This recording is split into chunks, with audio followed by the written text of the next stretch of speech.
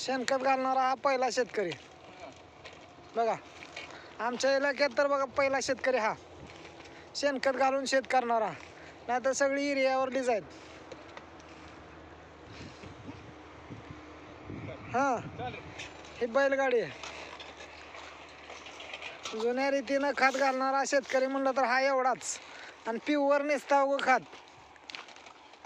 शेणखत बघा निसता. हे बघा याच्यात काय आहे का दुसरं, निसता शेणखत. बघितलं का?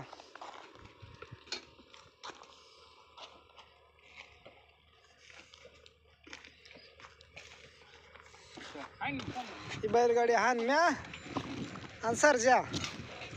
हो, हानम्या सर्जाची जोडी.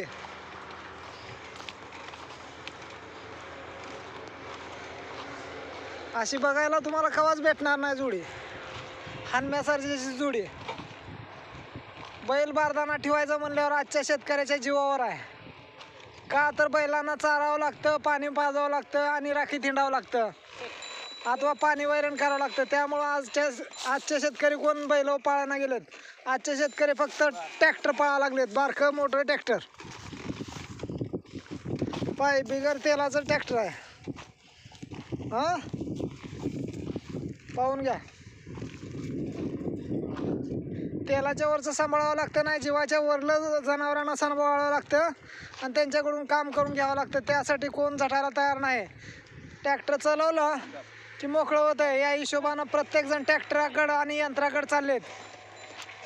पहा, तुम्हाला काय वाटतं बघा, पहिल्या शेतीत आणि आताच्या शेतीत काय फरक आहे? उत्पादनामध्ये सध्या फरक आहे. युरियाचं शेती हा नापीक होती आणि खतावरली शेती, बैल खतावरली म्हणजे शेणखतावरली शेती ही उत्पादन देते. एक वर्ष टाकलं तर 3 वर्ष उत्पादन निघतं. आणि जर समजा आपण खत जर युरिया जास्त टाकला तर काय होतं माहिती आहे का? नापीक जमीन होते. पाहू शकता. हे असं एकाकडं ढिगारं घालत गेलेत. आता हे ढिगारं काय करणार, त्यांनी पसरणार आणि याच्यामध्ये पुन्हा पीक घ्यायला चालू करणार. पाहू शकता तुम्ही ढिगारे घातलेले बघा.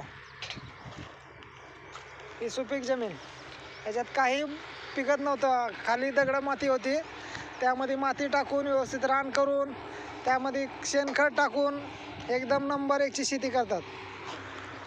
पाहू शकता हे आमचे शेजारी.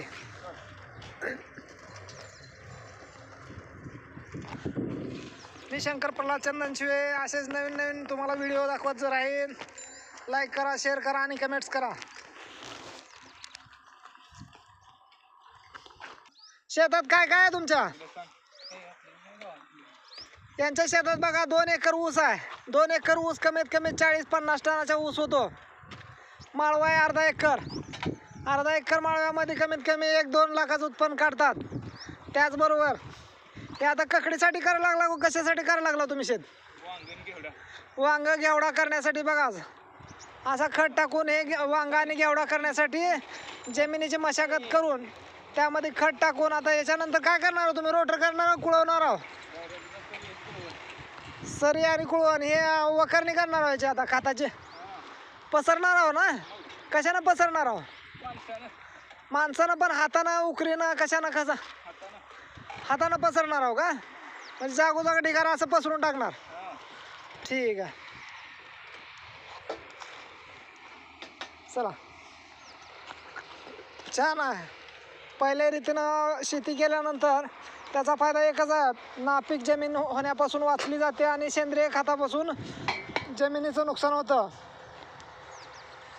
हे शेती खतामध्ये, आपल्या गावरान खतामुळं काय होतं माहिती आहे का? शेतीची पीक क्षमता वाढते आणि माणसं चांगले उत्पादन करून एकदम नंबर 1 म्हणजे त्याला काय म्हणायचं थोडक्यात, पोषक तत्व असलेले अन्न हे या खतामधून मिळतात. तसेच युरियामधून आपल्याला न पचणारे अन्न मिळतं. त्याचबरोबर आपण जर करत असाल शेती तर अशा प्रकारे करा. शेतीमध्ये बैलगाडीनं अथवा ट्रॅक्टरनं आणून खत टाका, शेणखत टाका आणि शेणखताची शेती करा. त्याचबरोबर कडेने झाडे लावा. रोडच्या कडेने झाडं लावलेले आहेत, साईडला झाडं लावले आहेत आणि आतमध्ये शेती करतात. त्यामुळं काय होतं की येणारं वातावरण हे शुद्ध होऊन येतं, चाळून येतं, येणारी घाण येत नाही किंवा किडा मुंग्या किंवा येणाऱ्या वाऱ्यामधून येणारा रोग तो झाडाच्या कडेने अडकतो. त्यामुळं शेतामध्ये काय एवढी प्रादुर्भाव किड्यांचा मुंग्यांचा अथवा धूळ येणारी ही अडकून बसते आणि त्यामुळं प्रादुर्भाव होत नाही. ठीक आहे. अशाच प्रकारे नवनवीन व्हिडिओ बघण्यासाठी आपल्याला लाईक करा, शेअर करा आणि कमेंट्स करा.